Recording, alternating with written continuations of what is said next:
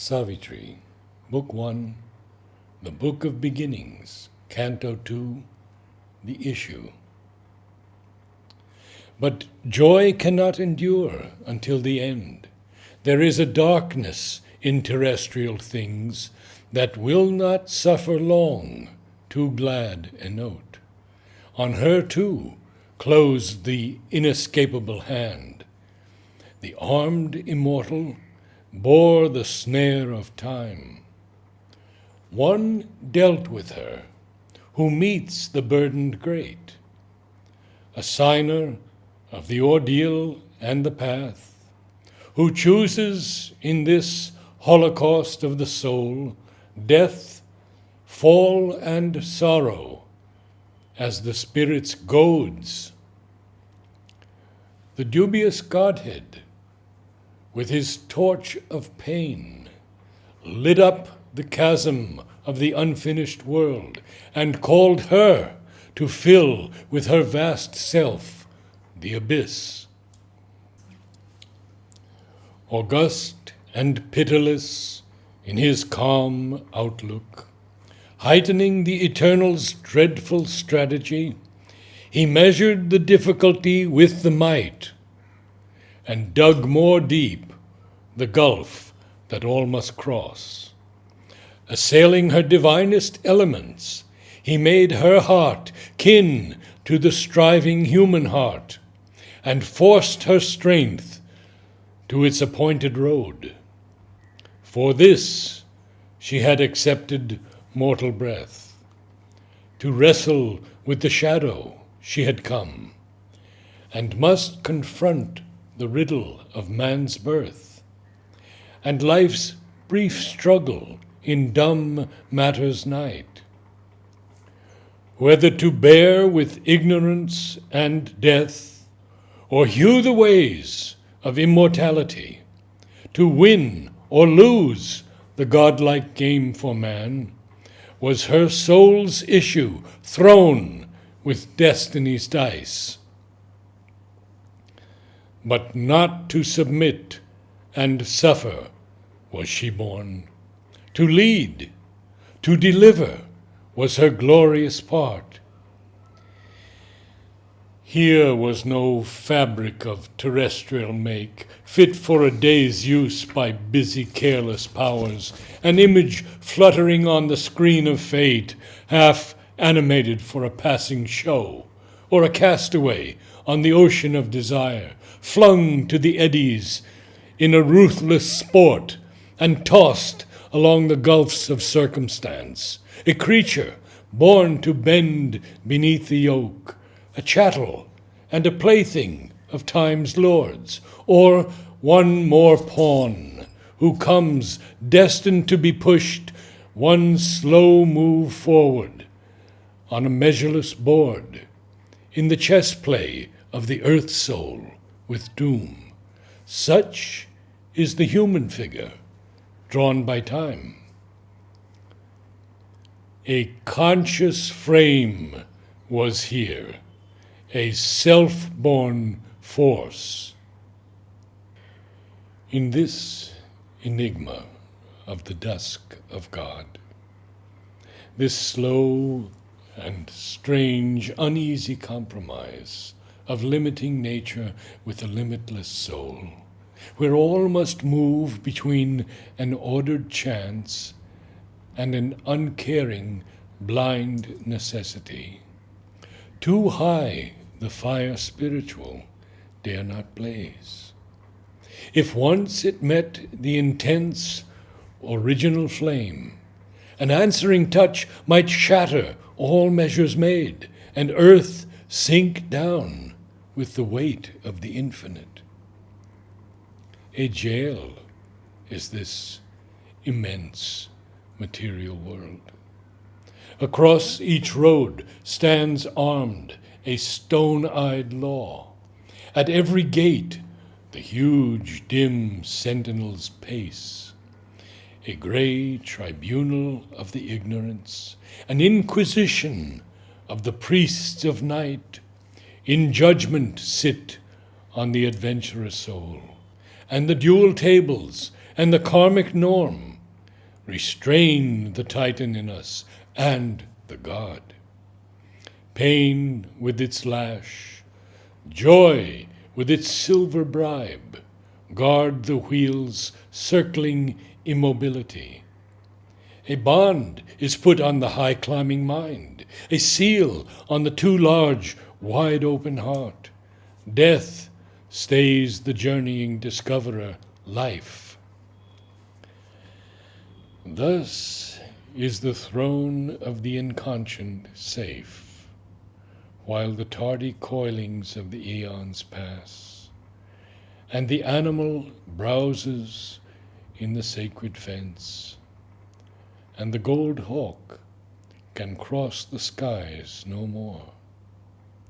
But one stood up and lit the limitless flame, arraigned by the dark power that hates all bliss, in the dire court where life must pay for joy, sentenced by the mechanic justicer to the afflicting penalty of man's hopes, her head she bowed not to the stark decree, bearing her helpless heart to destiny's stroke.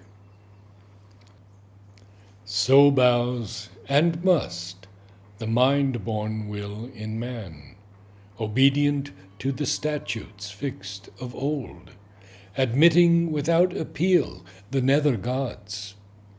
In her the superhuman cast its seed.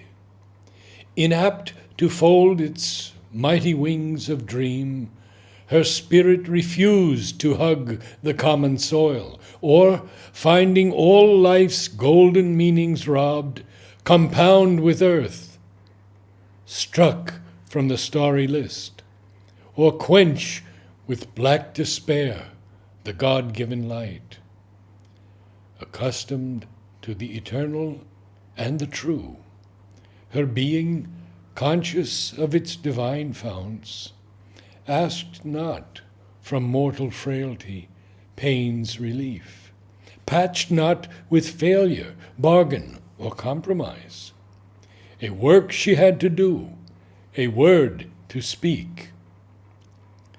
Writing the unfinished story of her soul, in thoughts and actions graved in nature's book, she accepted not to close the luminous page, cancel her commerce with eternity, or set a signature of weak assent to the brute balance of the world's exchange. A force in her that toiled since earth was made, accomplishing in life the great world plan, pursuing after death immortal aims, repugned to admit frustration's barren role. In her own self she found her high recourse. She matched with the iron law her sovereign right. Her single will opposed the cosmic rule. To stay the wheels of doom, this greatness rose. At the unseen's knock upon her hidden gates, her strength, made greater by the lightning's touch, awoke from slumber in her heart's recess. It bore the stroke of that which kills and saves. Across the awful march no eye can see, barring its dreadful route, no will can change.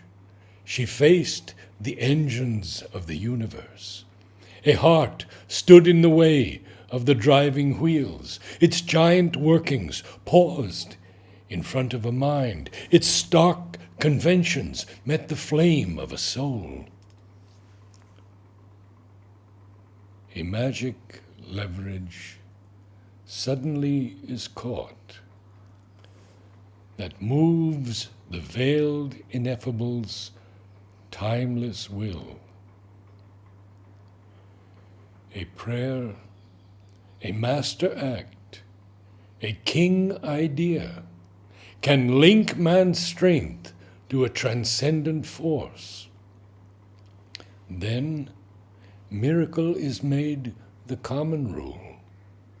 One mighty deed can change the course of things.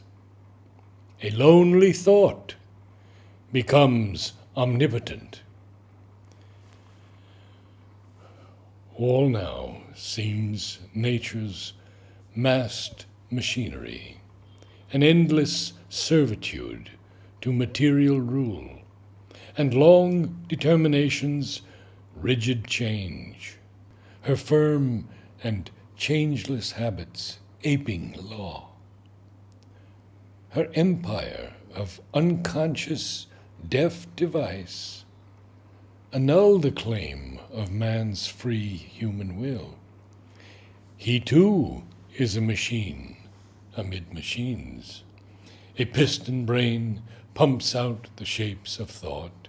A beating heart cuts out emotion's modes. An insentient energy fabricates a soul. Or the figure of the world reveals the signs of a tide chance repeating her old steps in circles around matter's binding posts. A random series of inept events to which reason lends elusive sense is here, or the empiric life's instinctive search, or a vast, ignorant mind's colossal work. But wisdom comes, and vision grows within. Then nature's instrument crowns himself her king. He feels his witnessing self and conscious power. His soul steps back and sees the light supreme. A Godhead stands behind the brute machine. This truth broke in a triumph of fire. A victory was won for God in man. The deity revealed its hidden face. The great world mother now in her arose. A living choice reversed fate's cold, dead turn, affirmed the spirit's tread on circumstance, pressed back the senseless, dire, revolving wheel, and stopped the mute march of necessity. A flaming warrior from the eternal peaks, empowered to force the door denied and closed, smote from death's visage its dumb absolute, and burst the bounds of consciousness and time. End of Canto 2.